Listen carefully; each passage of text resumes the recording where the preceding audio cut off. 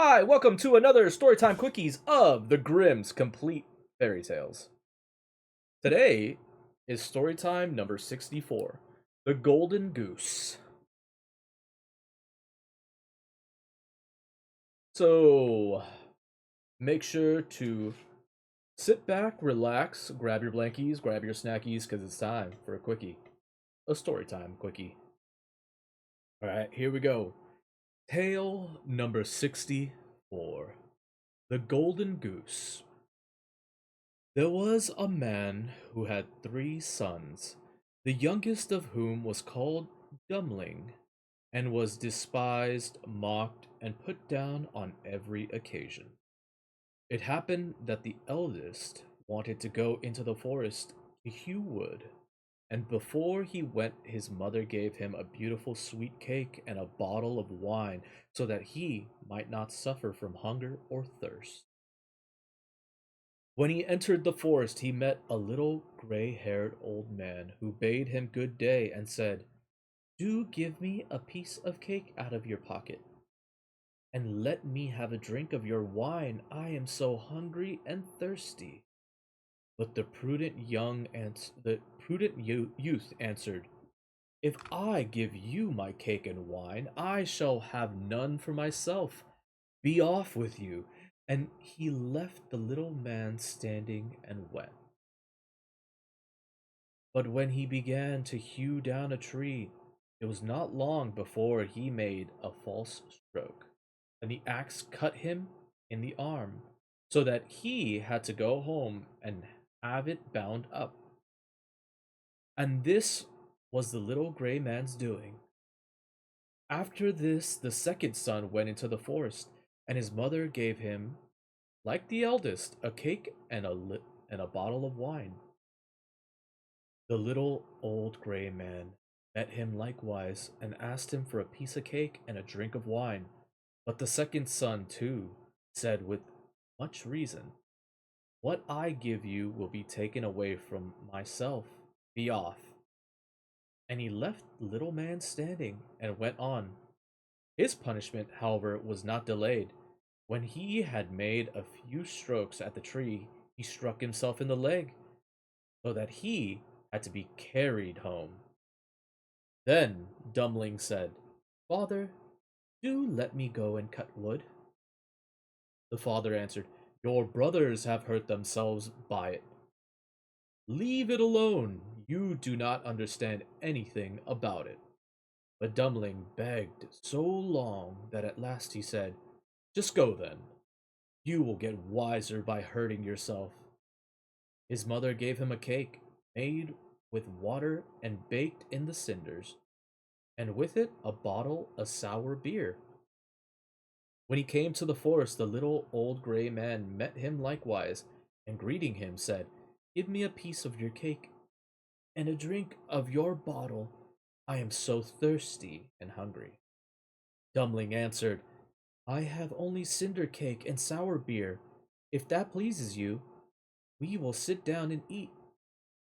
So they sat down, and when Dummling pulled out his cinder cake, it was a fine sweet cake, and the sour beer had become good wine. So they ate and drank, and after that the little man said, "Since you have a good heart and are willing to divide what you have, I will give you good luck. There stands an old tree, cut it down, and you will find something at the roots." Then the little man took his leave. Dummling went and cut down the tree, and when it fell, there was a goose sitting in the root with feathers of pure gold.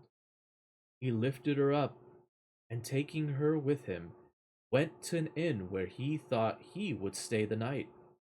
Now the host had 3 daughters, who saw the goose and were curious to know what wonderful kind of bird it might be, and would have liked to have one of its golden feathers. The eldest thought, "I shall soon find an opportunity of pulling out a feather." And as soon as Dummling had gone out, she seized the goose by the wing, but her finger and hand remained sticking fast to it.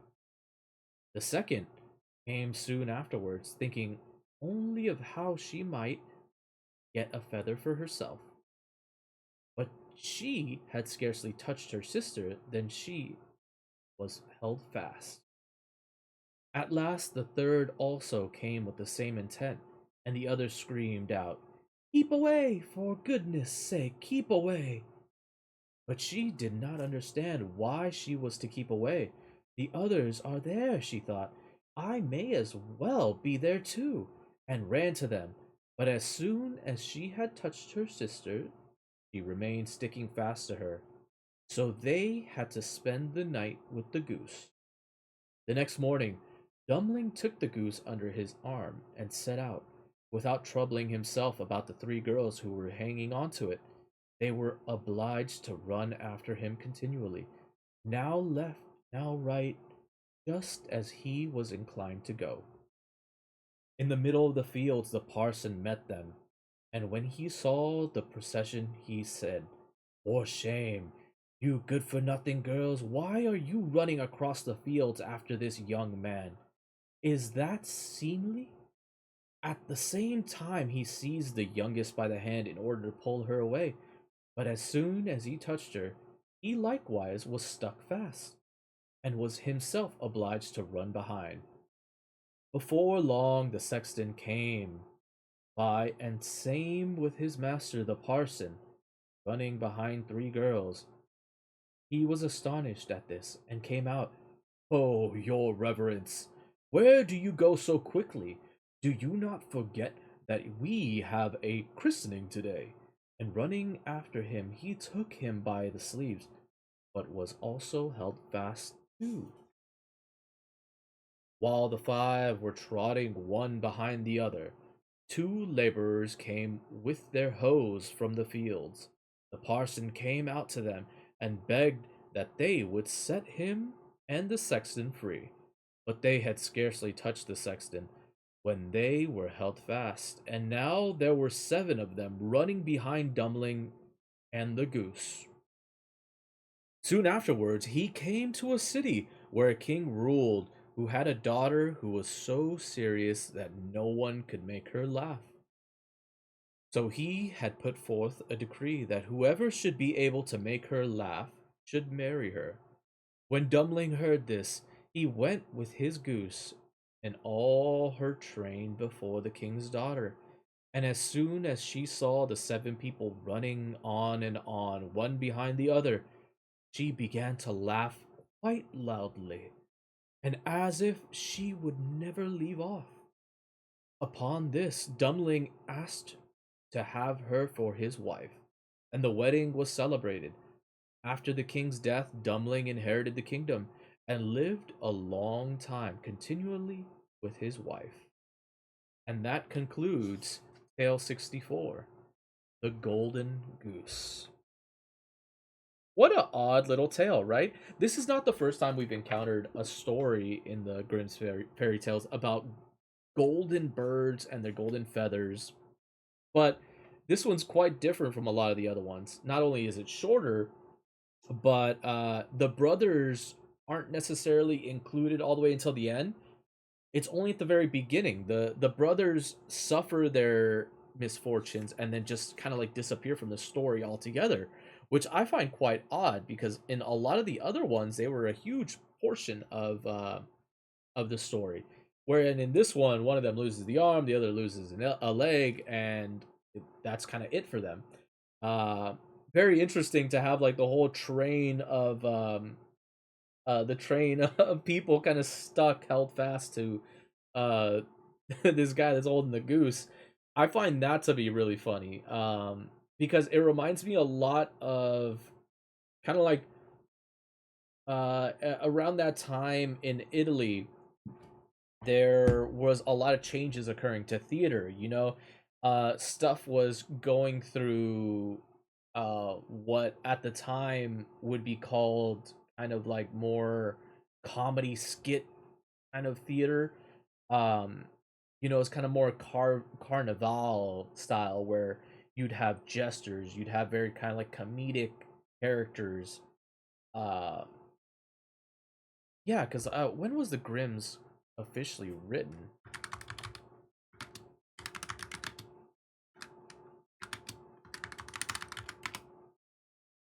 1812. Yes. So it would fall in line with that. So stage comedy. I forgot exactly what the name of it is.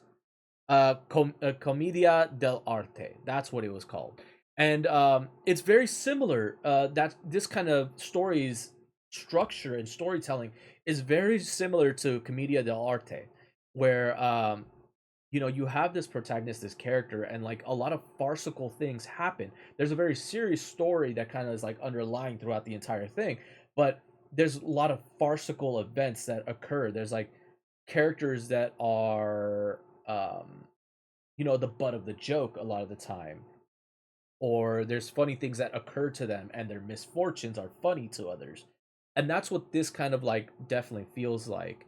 The Golden Goose definitely feels like a comedy, commedia dell'arte. So that concludes Tale 64. For next time, Tale 65, we have Thousand Furs. I'm looking forward to this. I have not read this one yet. It sounds kind of interesting. It's going to be a little bit of a longer one than 64 was. So far, one, two, three, four, 4.5 pages. So it might run a little bit longer. I might do it tomorrow. We'll see. I might stream. I might not. I might take a break. It depends on how I feel and how, I might. I'll probably stream. We'll see. Um, Thank you so much to everybody out there. If you've supported the streams, if you're just stopping by to watch, even if you're watching from YouTube, if you watch the VODs or anything like that, thank you so much to all you VOD watchers. You guys are why I keep on continuing this. Make sure you hit that like button down below, and if you're watching from YouTube, make sure you subscribe. If you want to watch live, I have my Twitch. You can go follow that too, twitch.tv/stigmaxoxo. Thank you so much for all the support. I do have my Ko-Fi down over here as well. You can go support me through there. Um, but thank you so much. I will catch you guys all next time. And if you'd like to see me read anything else, feel free to add me on Discord. I've been getting a lot of weird ads lately, or friend requests. Also, um, please, I'm not hiring any artists, any graphics designers, or anything like that. If you'd like to meet me, feel free to just message me about anything. I don't mind you guys adding me or talking, asking me any questions like that. I'm pretty open to that kind of stuff. Just try to keep it, uh, you know, as not I don't want to say professional, but just don't ask any like doxing questions or anything like that, because obviously, unless like unless you're like a professional yourself in LA and want to collab, I'm always open to that kind of stuff. But like, please, uh, I'm not trying to like tell you like all my life story kind of thing, especially a lot of the people that are adding me are like profiles that I don't know. If I recognize your profile, if I recognize your username or anything like that, obviously I'm gonna be a little bit more friendlier. But like, if I don't recognize who's contacting me, I am gonna be a little bit more protective, not only for myself but also because people on my friends list. I want to keep their privacy. All the people that I bring onto the stream, they come to play, and they're agreeing to be on streams as well. So I want to make sure that I'm not you know endangering their privacy. But thank you so much for supporting the streams. Please, please, please. There's going to be some boxes that are going to pop up on the YouTube right over here. They're for the playlist for the Storytime Quickies. I think it pops up on this side or this side. But yes, you can go check out 60 plus stories that we've read so far. Go look at those. Make sure you hit the like button on them. Comment on them if you'd like them. We will be reading some horror time stories this coming up October. So prepare for that. Thank you so much for all the support again, and as always, good night, don't let the bed bugs bite, and don't stay a stranger. Hasta hasta and the next. Bye! See you guys.